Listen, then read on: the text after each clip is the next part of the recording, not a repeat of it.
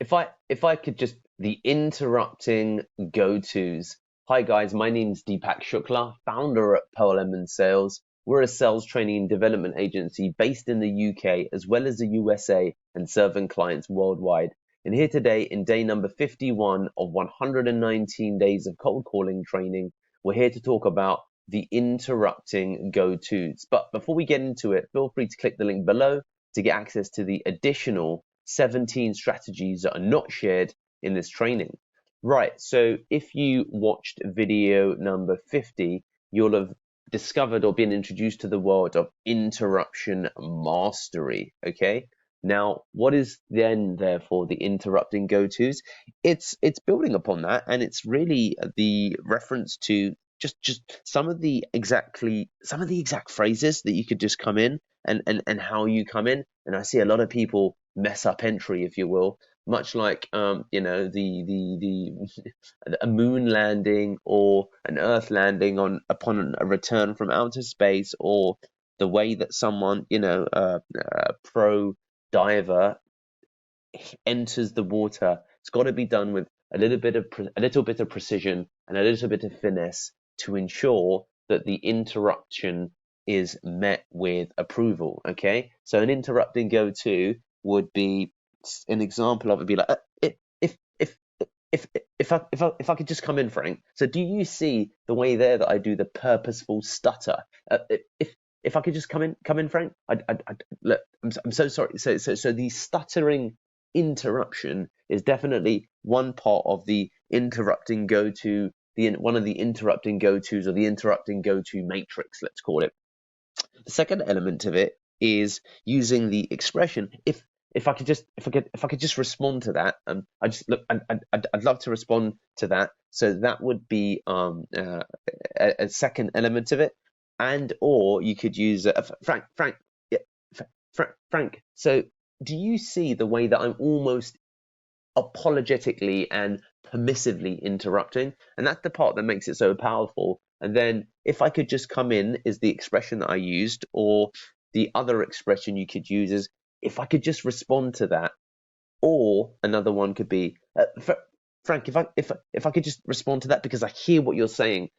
Pace here is also important because I'm very quickly moving into the reason why I interrupted.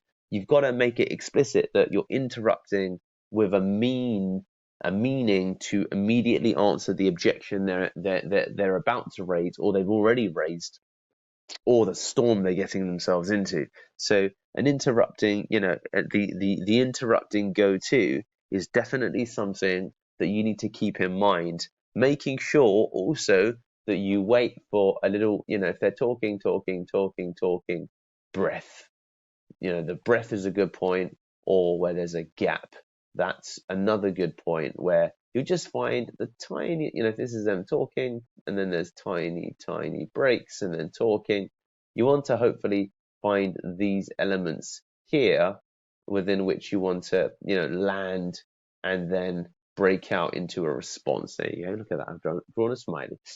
So that's kind of the space where you want to come in. It's not always possible. If some people just drone on endlessly and there seems no point at which you could interrupt, then it needs to be a little bit more callous. But irrespective of where you make your entry, if you use the apologetic, the stuttering as I've just done it, intermission, interjection, it's going to fare you a lot better than just coming in and saying Frank.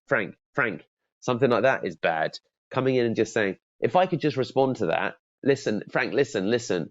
All of those are examples of bad ways to interrupt people. And again, I wanna underline that I'm not saying at all that you should just callously interrupt people when they've got a response. But when you are hearing someone's objection and you think that I can come in and respond to that, then definitely there's no harm in doing that. And a lot of this comes from your perceived sense of time on the call. You could be on a call for example, time as well as what your objectives are. Okay, time as well as what your objectives are. So if you have all of the time, let's go into here.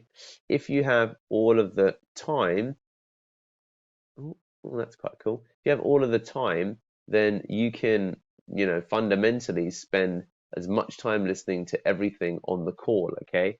And this is in relation to what your objectives as a cold caller are. I would warrant that your objectives are to book as many appointments as possible, okay? As many appointments as possible. You want AAA for appointment in this case. So with that, you've got to make your calls concise and effective, okay? And that's why interrupting go-tos do have a place. So there is this question of, how long should you allow for a call? And depending upon how long and your philosophy as attached to that, then not interrupting, actively, of course, active listening is important irrespective, but then interruption mastery and interrupting go-tos apply less, unless I think someone's working themselves into a state. Then you do need to come in and take them down a different track. So we'll talk about monitoring and managing prospect emotions on as in our next training. But fundamentally, I think that you know what, I'll probably save this for a separate training, to be honest with you, because there's a bit of a philosophy around this, I presume. But I'm keeping these trainings hopefully very tactical. So look, do interrupt if you've got a limited time frame where you think the call allows. Interrupt when it seems and feels relevant, but just make sure that that stutter will see you really far. So there you have it, guys, the interrupting go-tos. Remember, we've got 17 gated strategies just waiting for you. All you need to do is bing, subscribe, as well as click the link in the description below to get access to those 17. Get some.